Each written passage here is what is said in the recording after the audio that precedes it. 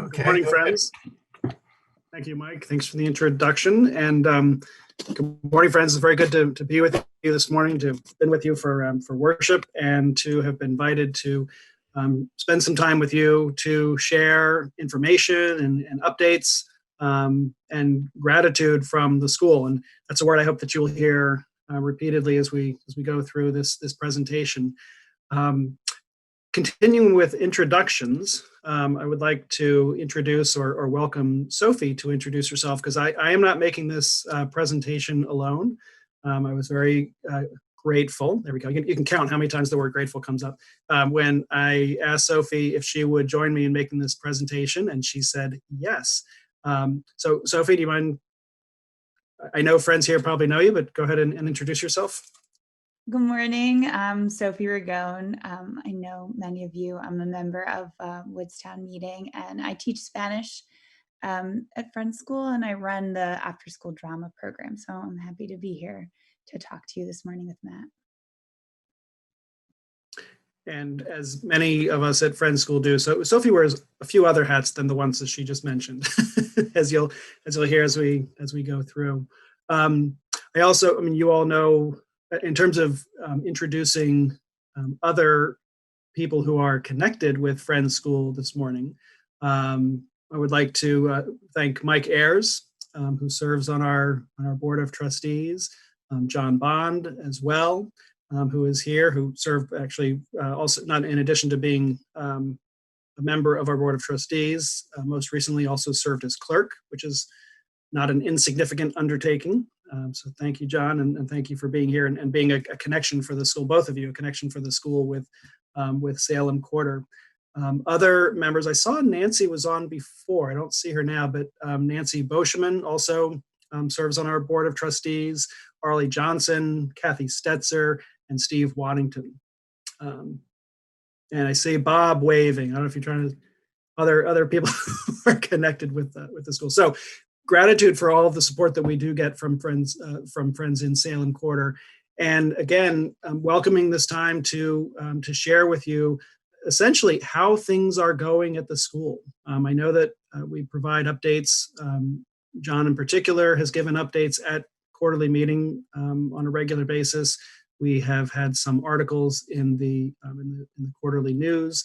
But today, it's not like you haven't been, aware of some of the major things that have been happening at the school. Had we been not in a pandemic, we were slated to host quarterly meeting, and we were very much looking forward to that. And we would have all been together on campus, and you would have been able not only to hear and to hear information about the school, but also to see it and be in the place, which is really so important for our school. It's like when people come on campus for the first time, they might be a prospective family or a prospective employee. And by walking through the doors and meeting the people and just being in the place, they very quickly have that sense of what a special place it is. So I know that many of you have been there before, but I'm sorry that we're not there today to be able to share that together. But because of that, our presentation includes a number of photographs so that hopefully you can, if we can't be there, a picture is 1,000 words, right? So we will talk about that as we go through. So if we could, let's see, I think I have sharing capabilities now.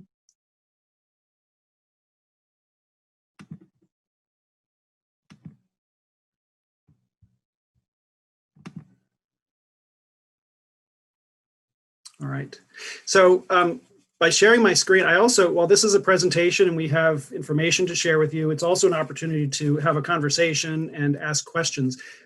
Now that I'm sharing my screen, I can't see all of you. And so if you do have a question along the way, I guess I'll ask Jack and Mike to maybe keep an eye on things and let me know if somebody's raised their hand or has anything they want to ask. And I'll also pause for questions a few times throughout the presentation. All right. So as I said, if we had been on campus, this is what would have greeted you. The Friends mosaic, which those of you who are familiar with it know that if you look out to the right, it continues with the test. There's a mosaic for each of the testimonies: simplicity, peace, integrity, community, equality, and stewardship. But it begins with this mosaic, which Gail Scuderi some years ago helped our students to create. It's remains a very recognizable touchstone for our school, and this is what greets everyone as we arrive every day, which, as we'll talk about in a little bit, is the case this year. So even that's another theme of our presentation, is how things are going while we have this pandemic going on. And the very short version, which we'll talk about in greater detail in a little bit, is that we are at school. So this is still, this is what greets all of our families, all of our children and teachers as they come into school every single day. And we are grateful for that.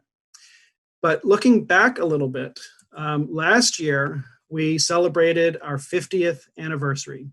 And we kicked off the year. The image on the right is of the students of me in front of the students in the meeting house. We had gathered to open the 25th anniversary time capsule.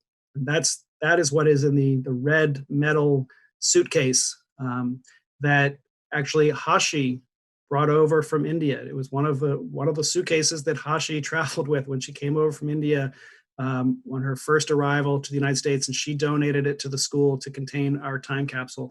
And it was great fun to open up things that in 1995 had been placed in there from those students looking forward to what the world might be like in this year, in the 2019-2020 school year. A lot, and it was also closed on Earth Day. So there was a big theme of what the world would be like environmentally, and to hear their perspectives. It was also great fun to see that there were objects in there from some members of our community who were part of the community then, either as students or teachers, including Sophie and Brad Gibson, who were students at the time, and Jason Hummel, who are now teachers at the school.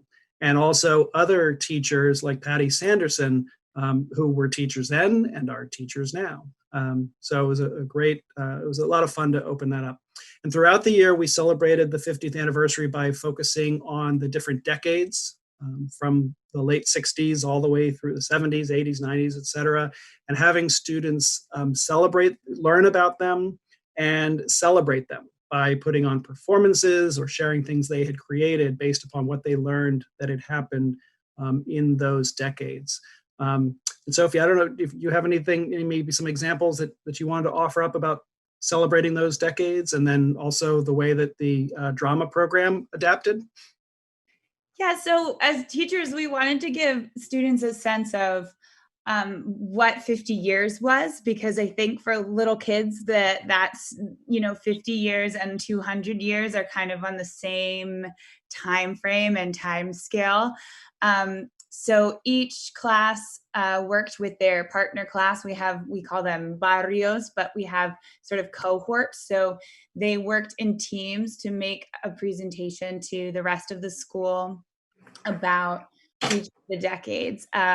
So those were really, really fun. Students and teachers were really creative.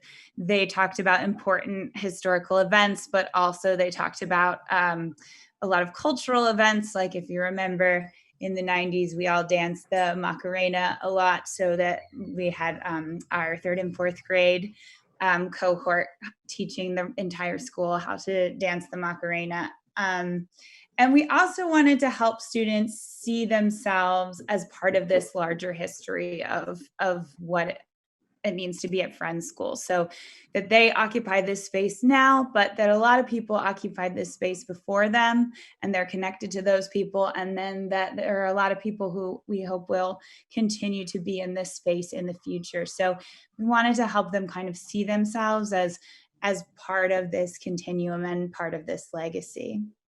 In the fall, we did a drama performance.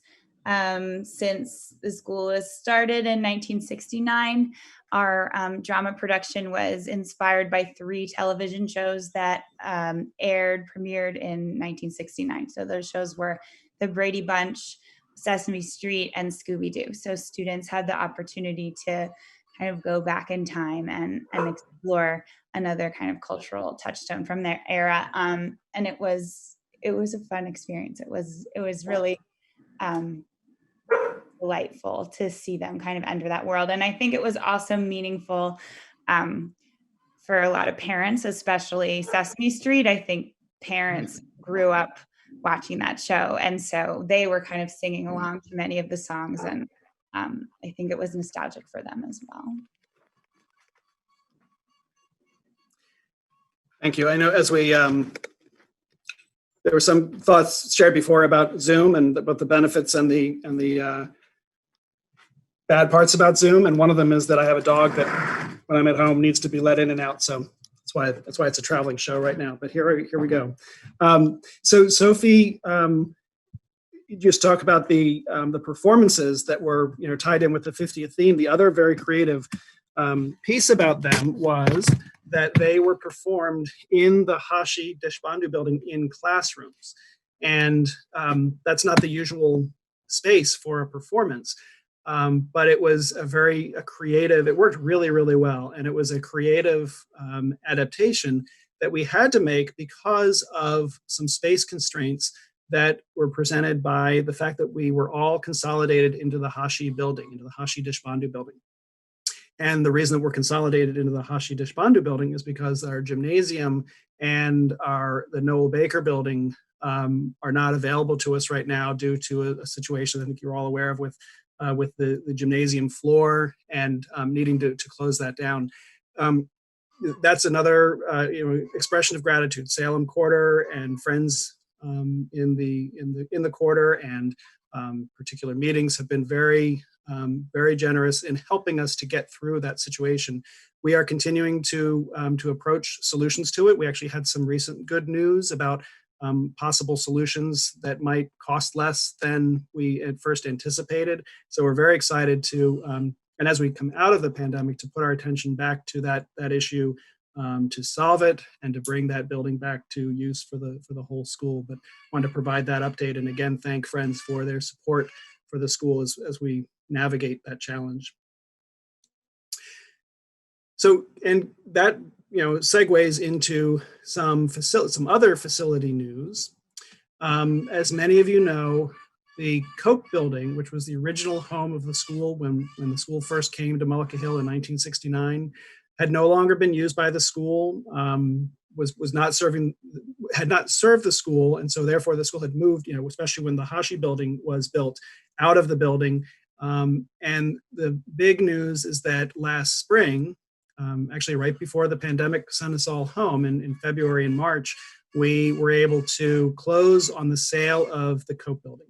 And so it is now in the hands of a company that is planning to keep it intact, to keep it as its historic presence in Mullica Hill, but to renovate it and have offices move in. So it's a piece of the campus that has been a building and about an acre of land around it that has been sold off. But we're very happy that it now has the future prospects of being put back to very good use. With that, we were required, and it was actually time for the Salem building to be taken down. The Salem building was always intended to be, back in 1969, 1970, was intended to be a temporary structure, but it served the school for decades.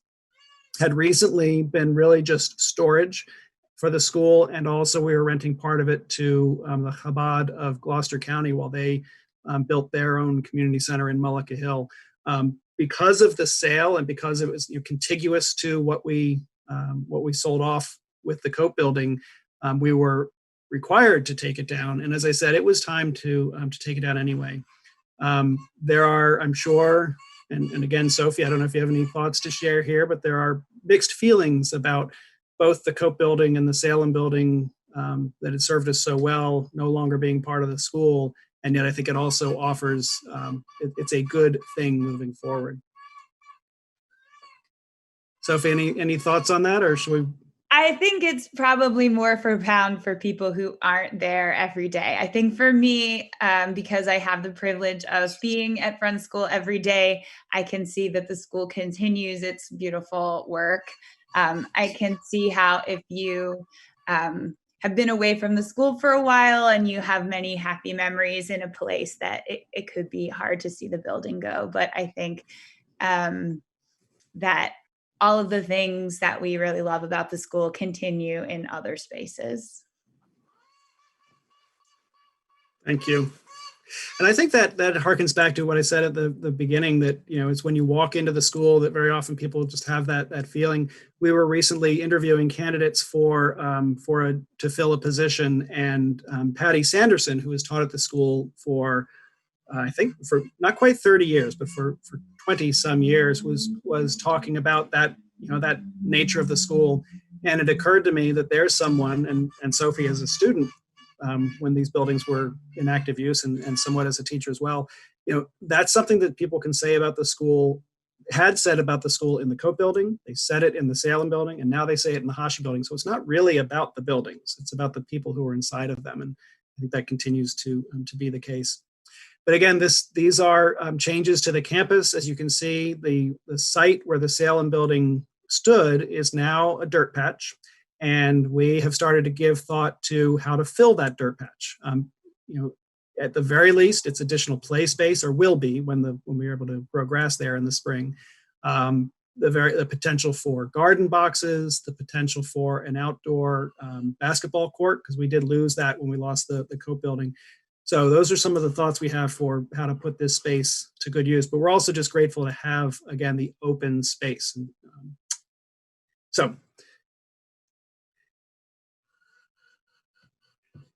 And again, talking about space, the next thing we wanted to share with you is how we are doing and how we have adapted to the pandemic.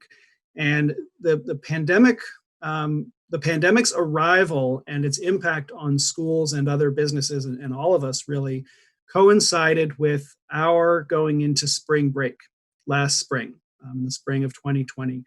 We actually had, one of our first major decisions we had to make was about whether our 8th grade trip to Costa Rica would go. And again, friends in Salem Quarter have been very generous of the global learning, the Global Learning Fund at Friends School, and supporting students who otherwise might find it financially prohibitive to go on the Costa Rica trip. So we're grateful for that continued support. And last year, the 8th grade did go on the trip. One of the decisions we made was that it was still okay to go, and that proved to be not a bad decision. The students and Sophie and Ben Wren, who is our director of global learning, accompanied the 8th grade, and they were able to get all but one day out of the trip. We did make the decision to bring them back a day early because that coincided with the closing of airports, and we wanted to make sure that we had everybody back home in New Jersey before that impacted them. So that was one of the first things to happen. And then while we were in spring break, Governor Murphy made the stay-at-home order. And so we very quickly pivoted to what we called FSMH distance learning.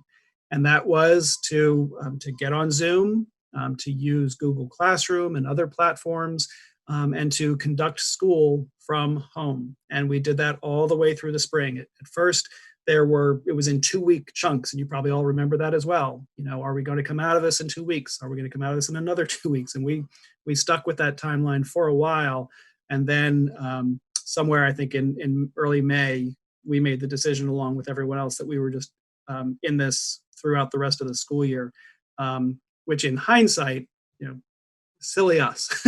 We should have known that it was going to be, here we are still in it. But and I'm very proud of our faculty, of our families who were able to do this, to shift to a different mode of learning and to do it successfully. Not without its challenges, but we also received a lot of very positive feedback from families who appreciated all the work of the faculty in making this happen, and in staying connected, in things that we did to remain connected as a community, in addition to the teaching and learning, but the ways that we still celebrated, for instance, our auction, and we held meeting for worship every Friday, and we had a wave parade for the 8th grade to help celebrate their graduation. So there are ways that we continue to bring everyone together, even under these circumstances. And then that led into the summer, in which we did not continue our summer camp program, although we are planning on bringing that back this summer. But we went really into planning mode. We spent the summer developing our health and safety protocols, thinking carefully about how we were going to provide teaching and learning either on campus or in distance learning again. If we had to go back into distance learning, how could we do it even better than we had in the spring, and learn lessons from things that hadn't gone as well. Teachers spent a lot of time over the summer both planning and in professional development along those lines. And as we emerged from the summer, we made the decision and we were ready to come back to campus. And that wasn't without a lot of changes, as I said, a lot of protocols and some physical changes. So here you can see a couple of our classrooms. On the left is a 5th grade classroom, and it is very typical of the classes from 3rd grade and above. Individual desks spaced out in the classrooms.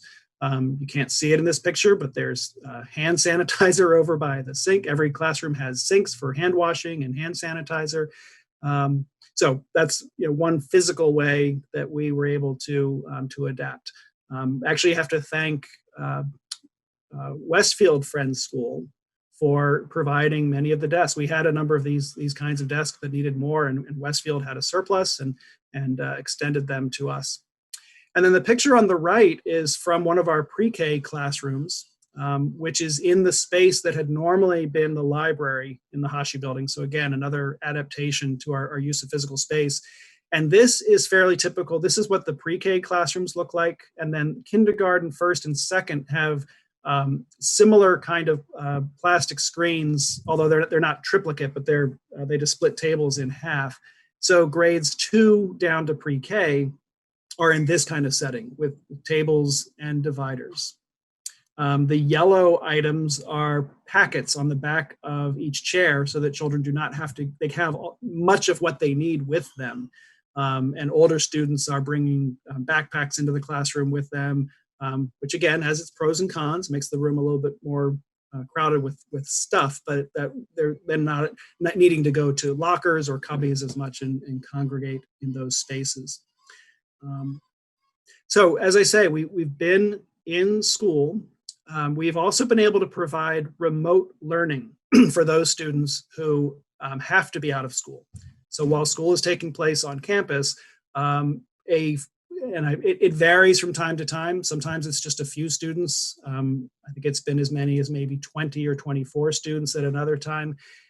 For students who either were not comfortable coming back to school and wanted to take some time to adjust, for students who either have tested positive or are close contacts of someone, say in a family, and need to quarantine. For families right now, we've had a number in the past couple of weeks who traveled over Thanksgiving, and so they needed to quarantine afterwards. And we've been able to provide through Zoom and through Google Classroom connection for them to be able to attend school remotely. And I think that's gone well as well. The last thing I'll say before I invite Sophie again to, as you heard me say, there are pluses and minuses to all of this, or roses and thorns. What has gone well, what remains frustrating. We'll talk about that a little bit. But we actually also were able to open with 152 students. Last year, we had 166 students, and that was an increase of about 30% over the last few years. The school has grown significantly while remaining a small, comfortable community. So we're down a little bit from 166, but we're also, ironically, that is with some waiting lists. So our enrollment is down a little bit, and that has a lot to do with the constraints of space. So we have had interest in various grades where we have not been able to enroll students because the rooms are, we've reached capacity with COVID. So that's both we're sorry not to be able to accommodate them, but it's because we're following what we need to be doing. So Sophie, any thoughts from the teacher perspective on what's going well and what remains a challenge? Yeah, I think that we're all happy to be at school and definitely feel like able to manage the remote students and the students in the classroom, it doesn't feel like a long-term model when we talk about like the future of education. I don't foresee that like you'll just have an option about whether or not you want to come to school. I think that we really prefer to have all of our students together in the classroom when we can. And obviously, when we look at these pictures as educators of all these neat desks in a row, it really makes our skin crawl because this is like what we're told not to do. You know, we usually have them at table. They usually work in teams. I mean, I even put middle schoolers on the carpet with me so we can talk and read and share. So under normal circumstances, this isn't ideal, but I think that everyone is really managing and that the benefits are important. I will just say, I think for all of us, teachers, students, families, communities, this specter of this virus looms large. And so I think it's been important and continues to be important to really care for each other and look out for each other, because you never know how anyone wakes up feeling about the world or the virus on any given day. So taking care of mental health and looking out for each other is really important. The biggest thorn that we've been talking a lot about in my family right now is we're very concerned about the snow day in the future of education. We do feel like perhaps this is the end of the snow day as we know it. So although I think many things will return, we are concerned that, you know, that everyone will be on Zoom when it snows, but that's sort of a silly thing. No, that's not silly at all. I've been thinking about that as well. And I will tell you, I'm right. So we as a faculty have not talked about this formally, but one person believes that there's still one person among you here. And I'm sure I'm not just the only one, because I also saw some friends going, no, there is great value in the snow day. There is great value for kids in waking up and saying, we're going to go play instead. And I think for teachers as well. So, I could see if we had a snow, a blast of a snowstorm, and when's the last time we had that shut down the school for 3 or 4 days or 5 days, right? Maybe we don't last all 3 or 4 or 5 days, right? But at least on it, like on a singular wake up and there's, we all need to hunker down or go out and go sledding. I don't see that going away. So you can take that back, Sophie. There you go. Right. And in other, as Sophie said, it makes us, all of us, we're always thinking about education, how we are conducting education, what works, what do we need to change, and that's definitely the case in this situation. I think from day one, there were some silver linings, and there continue to be some silver linings. Friends earlier this morning were reflecting on Zoom and its impact on worship. Well, when we went into the stay-at-home order in the spring, we continued to have weekly meeting for worship by Zoom. And while it's not the same as sitting in the meeting house together, it was a connectedness that we were in and we're in each other's homes, which is a plus and a minus as well, as you all know. But it also, we've held meetings by Zoom that have allowed greater attendance. Our back to school night, while always well attended, I think was even a little bit more attended. I think the teachers would agree that their attendance was better because we made it easier by attending back to school night by Zoom. So I think there are those kinds of roses or benefits that have come out, while also being very careful that what we are not going to keep going in the future. Just a couple of other examples of, I think, creative solutions that have come around from this pandemic. And actually, I'm going to switch back. Sorry, I switched to, actually, I'm going to go through a couple examples and then I'm going to pause to see if there are any questions. And I'm going to return. We've been staring at these same pictures for a while. Let me just adjust my screen.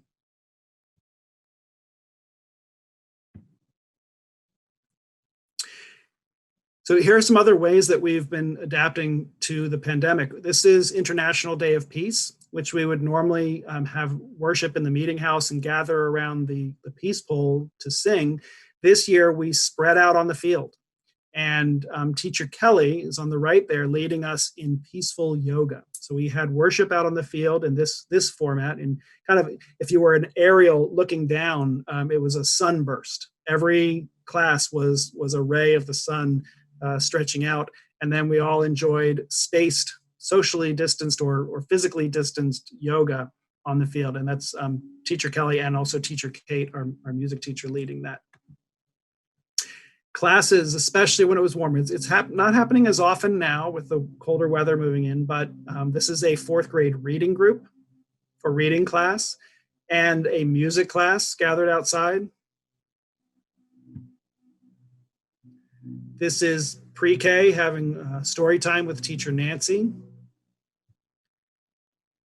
And then these are some of our middle school students. I'm going to ask Sophie in a minute to talk about what they are doing. But before that, one of the ways that we've been very limited in our connection is through what we usually have by way of partner classes, or even just the school in general, about young children and older children being able to be with each other. In the morning at drop-off, for example, last year we started to have some older students help out as helpers to bring pre-K students around to their classroom, holding their hands and walking up the path. They can't do that this year. Partner classes would normally get together to read together or to do a community service project together, and we can't do that either. So a solution that we came up with, actually teachers came up with, is to have partner classes the week before Thanksgiving break work on a gratitude project. They wrote notes to each other and exchanged them. They sent notes between classes.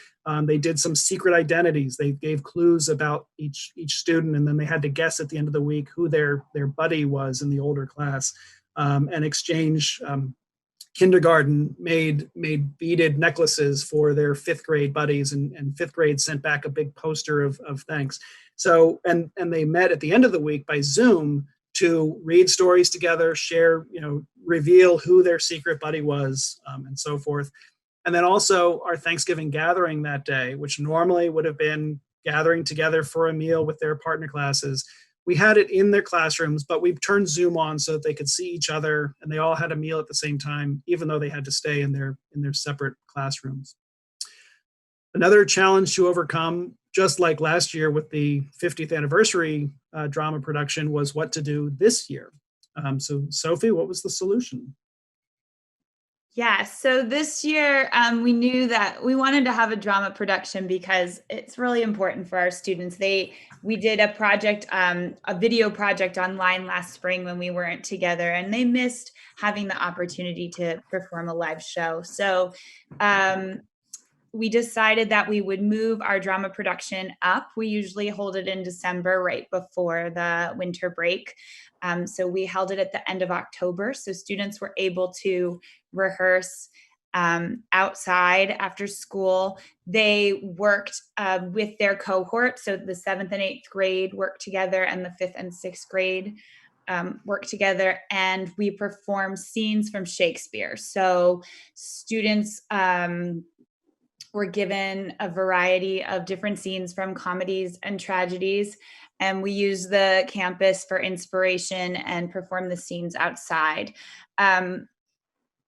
We did, in the end, have a few performers perform via Zoom in the 5th and 6th grade production, which was a different and new experience for all of us on the iPad and with the speaker.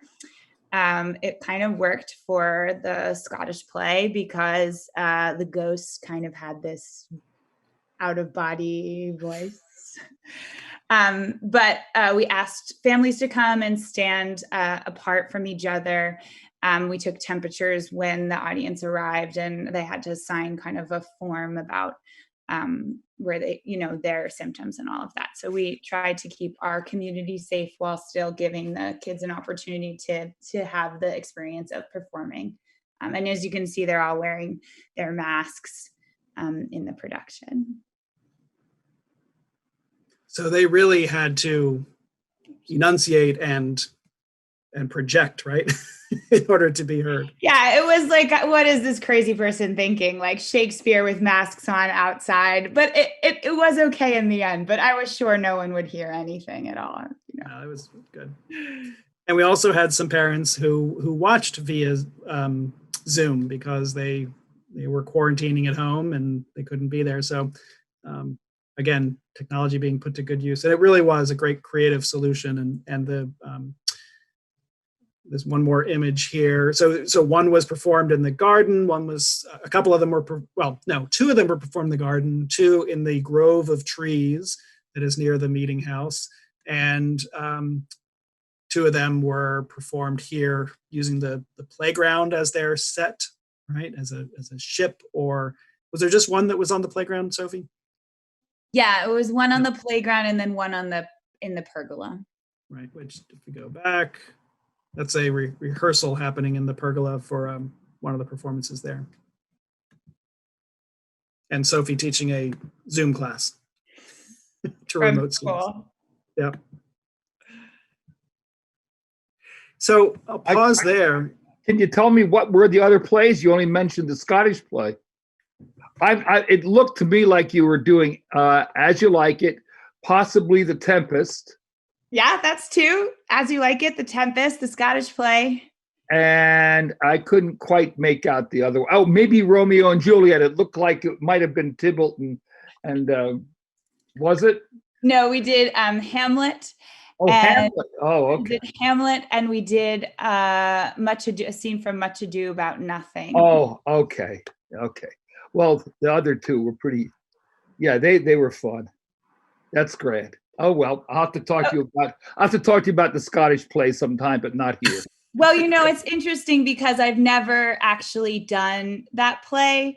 And in theater, it's the cursed play, right? Like something always goes wrong. And actually, that was the play that we had to postpone because students were quarantining, and that was the play that we had kids on Zoom. So I'm not sure whether we should blame COVID or Shakespeare, but we can blame Shakespeare, I guess.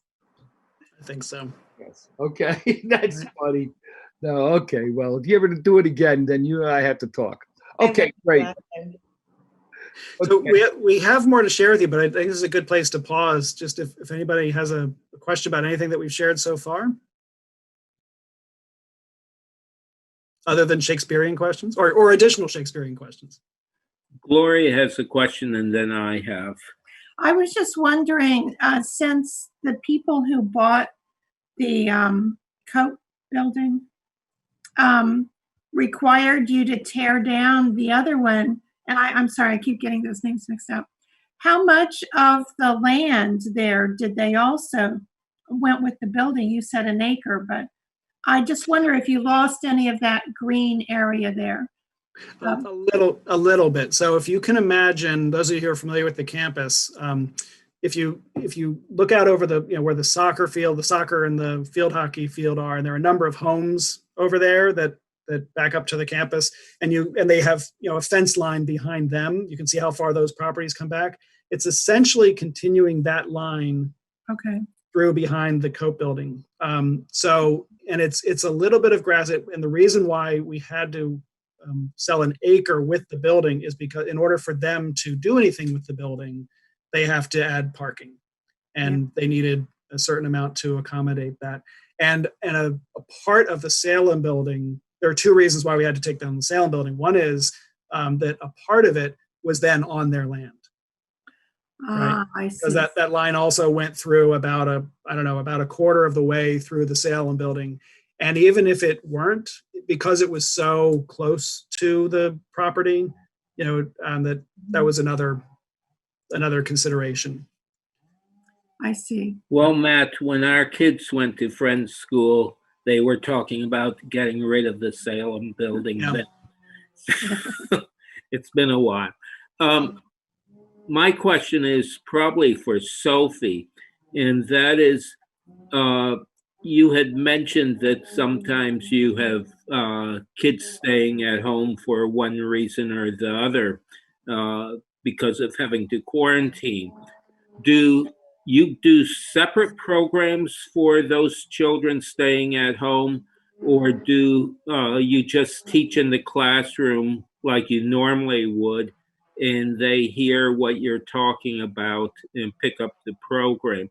The reason why I'm asking is the possibility for meetings to use this same methodology or technology or whatnot, for us to have hybrid meeting for worship, where friends can worship from their home and worship in the meeting house at the same time and hear each other and participate on a similar basis.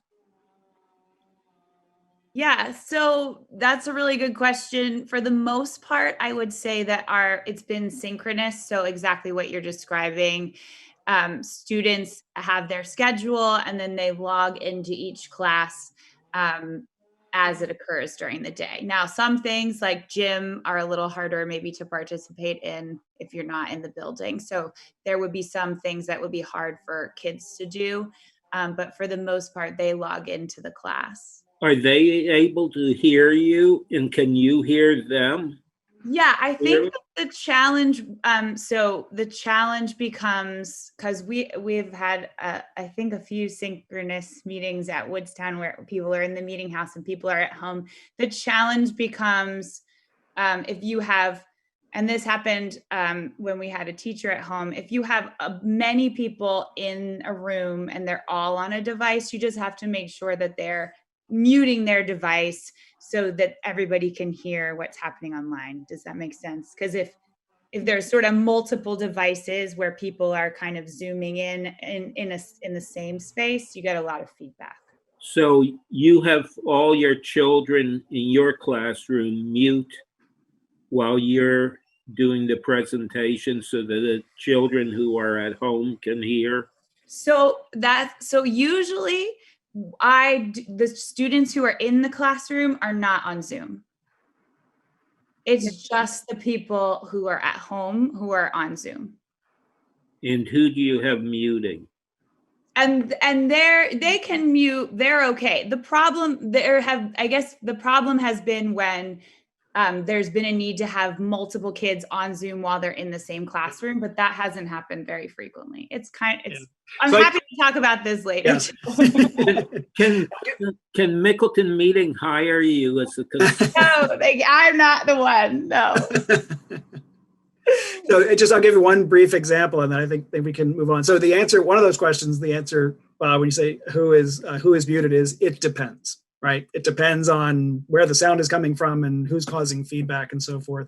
An example I think that Sophie was referencing was when we have had a teacher teach remotely. They are online. We can do that a couple of ways. Like one is they could be up on the smart board, but actually what's been most effective is everybody is on a device. All the children in the classroom are on their Chromebooks or their iPads. The teacher is on from home, and also any other students who are on remotely from home are also obviously on their devices. Then it's like what we're doing right now. We're all on Zoom together, but those children who are in the room together need to mute their devices so that they don't have, a cacophony of sound. Okay. So that's one example of how it's working. Okay, thank you very much. Sure. But we still may hire Sophie. Yeah.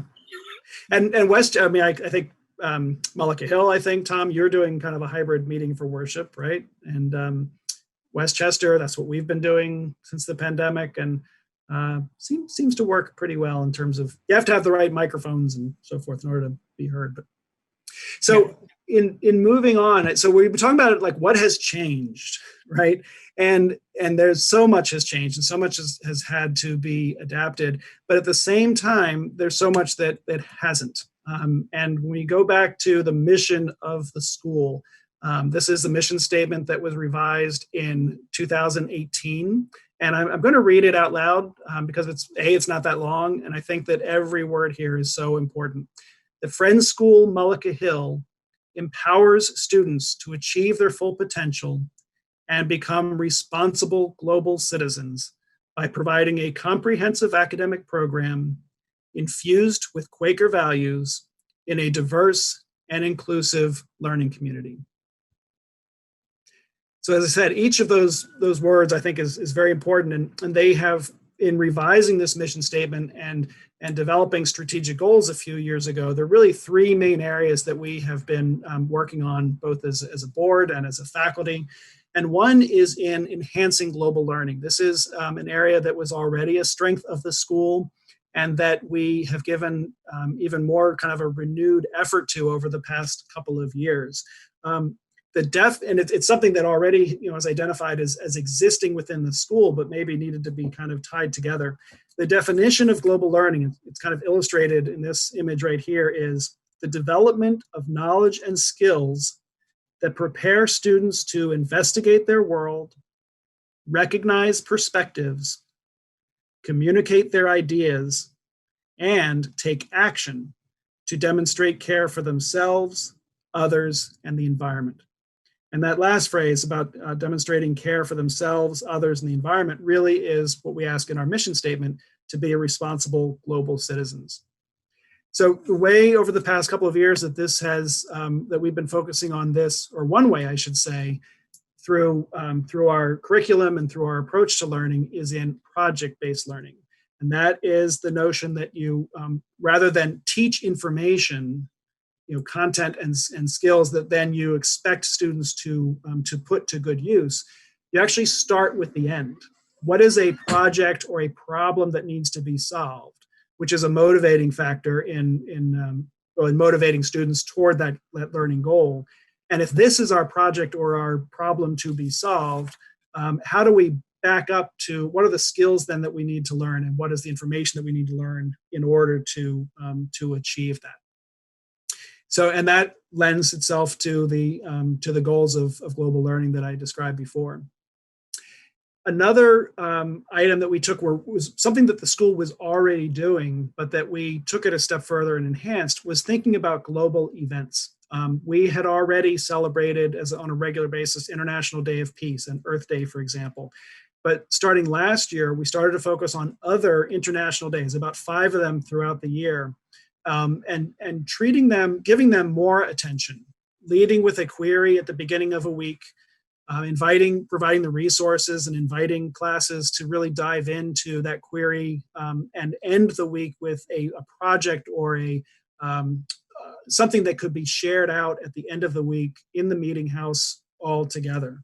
And so that's, as I said, kind of an enhanced approach to these global events. Adding on to what we had done before.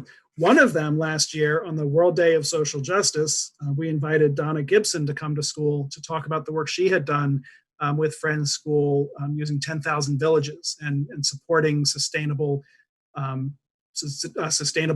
economy, and also as an effort that the entire school could engage in when she was a parent at the school. And that was a highlight of the year. And then lastly here, Earth Day.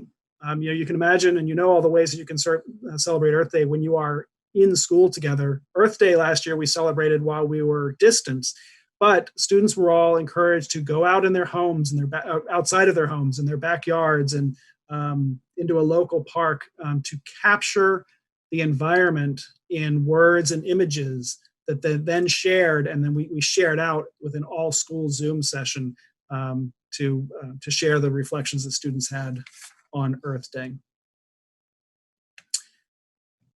Quaker Life, of course, is crucial, is vital to who we are as a Friends School. And it's another area where we have both had to adapt to the pandemic, and also where we have continued the practices that are so central to the life of our school. I think Sophie is going to describe some of the ways that we have done that. So Matt has talked a lot about last spring. It was really important for us to come together for worship, and just like I imagine all of you in your meetings have kind of had to figure out how to have worship in this new time, we had to do that as well. So last spring we had worship on Zoom on Friday mornings, and it was truly a special experience. Some students came by themselves. Some students came with their families. Some students came with younger siblings, with their dogs and cats, and it was really an opportunity for our wider community to be together. And worship occasionally was just silent worship with a query, but often there was some kind of program before. So there was a storytelling element where a story was read, and Zoom was a great forum for that because you could show a picture book and everyone could easily see the images, even better than that could have happened in the meeting house. We had guided meditation, so students could relax and sort of center themselves into the silent worship. And then each meeting for worship always ended with a song. So our music teacher, Teacher Kate, always led everyone in a song at the end of worship. There usually a song about peace or light that the kids maybe had learned throughout the school year that they were familiar with. This year, we've had to adapt because we are not all able to be together in the meeting house. We still make it a priority for each week a barrio, a group of a cohort to be able to worship in the meeting house so that students still have that opportunity and understand what that space is for and how it can help us center ourselves and worship. But we've had worship in our classrooms. We've had worship outside. We've had worship sharing where each student is given a chance to respond to the query. And then we've had some other kind of alternative worship scenarios where kids were invited to bring a journal outside and respond in their journal either with words or images to the query. I think that one is under gratitude. When I am sitting in nature, how do the surroundings influence my thoughts and feelings?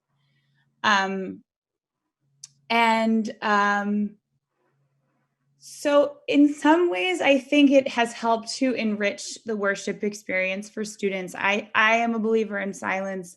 I love silent worship, and I think students do too. But I also think giving them tools to understand how to use that silence can be really useful. And some queries, like sharing family traditions for which they were grateful, really did encourage everyone in the room to share. I was in the 8th grade, and usually many students share, but not everyone. But when we shared that query, every student had something that they wanted to contribute to the worship. So I think that that's been really very lovely. And we tried to organize the queries into themes. So the first one, the first few queries were about peace and extending peace through cultures that are different and similar to ours, then about gratitude, and then most recently about simplicity. The one that's interesting, I think, with today, many of the messages today was this query about how does technology help us to focus on what is essential in our lives?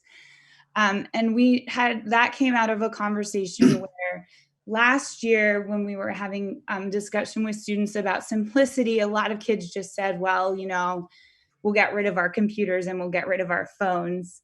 And I think that many of us felt like, well, those tools actually do serve an important purpose. I know one of our teachers has family in Mexico, so she was saying like it allows her mom to talk to her relatives in Mexico, right? That's a possibility that without some of these new technologies, we couldn't have. So we really were trying to help students understand how simple life is not necessarily life without modernity or without technology, right? It's more about how we use it and about how we interact with each other. Thank you, Sophie. And as Sophie was speaking, I had shared this one image. This gives you an example of how this is just pre-K and kindergarten in the meeting house. We can't all gather there, but we can with 1 or 2 classes at a time spread out. And since this was pre-K and kindergarten, and for so many of them, their first time in the meeting house, Teacher Nancy was reading to them the We're Going to Meeting for Worship, which is a book that we use very often that was written by a teacher from Haddonfield Friends School. And lastly, the other really significant thread of our mission and who we are as a school is the fact that we are and we strive to be a diverse, equitable, and inclusive learning community. And over the last couple of years, last maybe 2.5 years, the latest iteration of a committee focused on this has been really active and has doing really good work. And that is the DEI committee, which is clerked by a member of our board who also serves as the senior vice president for diversity, equity, inclusivity at Rowan University. So that's a great connection and resource that we have. It has other parents on the committee who are both interested and in many cases experienced in this work, as well as teachers. So it's not a board level, it's not a board committee, it's really a community committee that has representation from all through the school. And Sophie serves in a couple of these capacities. So again, Sophie, if you want to describe some of the work here. Yeah, I think you described it well. I think for teachers at Friends School, this is ongoing work. This isn't new work, but it's important that we keep our focus here. And this year I'm serving on the anti-bias curriculum committee. So we have two parents who are also professors at Rowan who do this kind of work in their for a living in their lives, and they have offered their support to our community. And again, it's a teacher parent collaboration. And so we started that work, and that will be a year-long process. And then the other committees, one of them is helping to celebrate the diversity among families in the school by sharing, similar to what Sophie was describing before, but sharing traditions and experiences. Another group that is going to be developing a multicultural calendar for us, which will not just be a calendar, but will have linked to it resources of different holidays that are celebrated in different cultures and religions. And then lastly, for now, there may be other initiatives that come out of this committee over time, but a group that is going to help support me in the hiring and retaining of staff of color, because we have a very diverse school population. Our board has a good diversity among it, but our faculty and staff does not, when it comes to race and ethnicity, is not a very diverse group at all. We have lots of different perspectives and points of view and other diversity that we bring to the table, but definitely this is an area of improvement needed at the school. And just lastly, there have been other initiatives that come out of the faculty and from the committee in terms of professional development and training that has happened and is ongoing. And lastly, I started by saying if you had come to campus today, you would have been greeted by the mosaic, and that's this is something that's been greeting families on Thursdays. So coming out of that gratitude project that I described right before Thanksgiving, the 4th grade got very interested and motivated about helping people in the community that are food challenged at this time, and have been and will continue to be.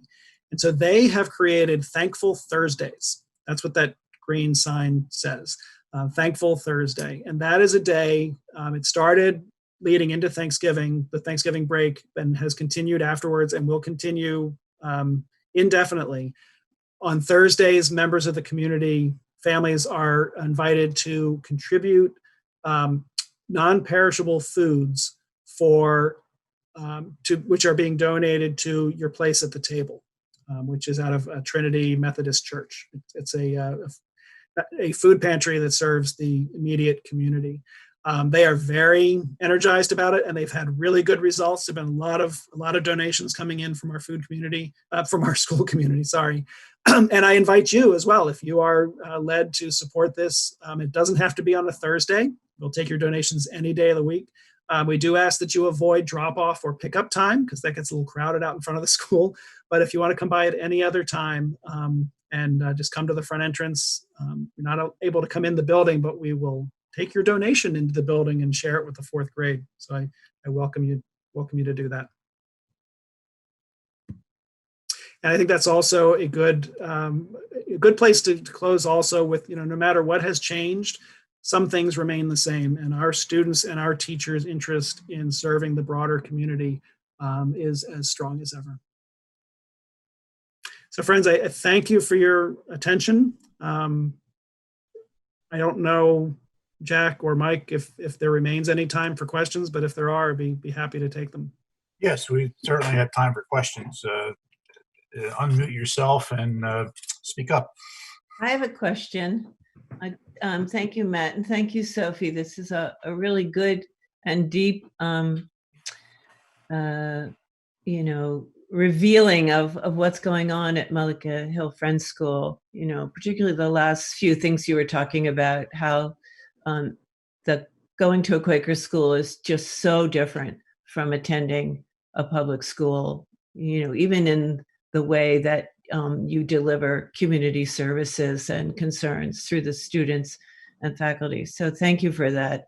I have just a more mundane question about facility and the Noel Baker building. I'm wondering if the gym affects the rest of the building. Is there a way that the rest of the building could be used even if the gym were closed off? So, in terms of helping you solve space problems and increase your enrollment. So thank you. So there's both a yes and no. So I think my answer is yes, no, and yes. So yes, initially the issue with the gym did affect, and to a minor extent, but it did affect other rooms around it enough where we said, just to be sure, we're going to move everybody out of the building. Because the situation seems to be getting better, and there's still work to be done in terms of bringing the gym back to full use. But the chance of, while that's being worked on, bringing the other rooms back to use, there is a possibility of doing that. That's definitely on the table, as they say. And we're hopeful to get the gym, but not just hopeful, but we are committed to getting the gym back to bring the entire building back to use. So that's why I say yes, no, and yes. At a time, the answer was no, the entire building needs to be off limits, but that could very well change in the near future. Okay, good. Thank you. I think John has something to add. John Bond. First of all, it's good to see everybody and good afternoon. I'm glad to see everybody doing well and all the smiling faces. Thanks to Matt for the presentation. I guess I want to follow up on his gratitude points. First, my gratitude to the meeting for the quarter and the meeting, Woodstown meeting, for their support of the school with a loan, which was very instrumental in the operations for the school. So also gratitude to all the faces that I see on here that have been past board members or supporters of the school. So I want to say that. Separately, I want to acknowledge George Crispin's passing and my condolences to his family. I believe he's the longest serving board member for the school. So it is appropriate that we acknowledge him here today.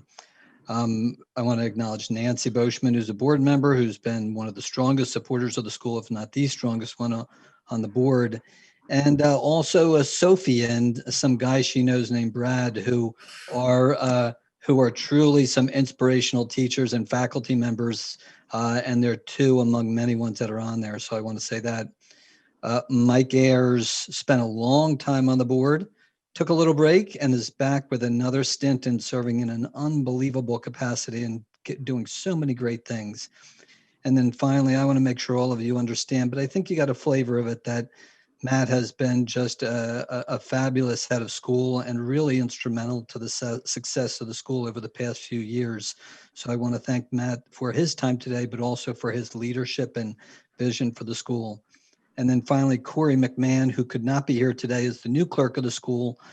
She has been doing a bang up job and all guns blazing, and she is a alumna of the school, a Quaker at heart, a parent of one of the children of the school, and a longtime board member. So she's been doing a great school. So I just want to express all that gratitude to everybody on behalf of the board.